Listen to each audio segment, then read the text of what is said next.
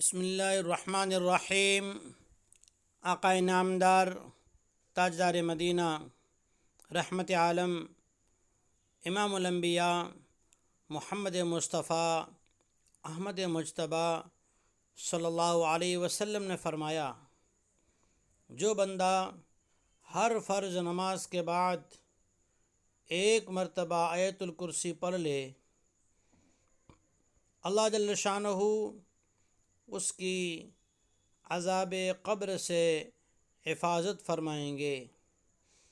بہترین عمل اور سب سے پہلی منزل قبر کی منزل اگر آسان ہو جائے تو اس کے لیے بہت ہی آسان عمل ہے۔ اللہ جل شانہ سے دعا کریں، اللہ تعالی ہمیں اس پر عمل کرنے کی توفیق عطا فرمائے۔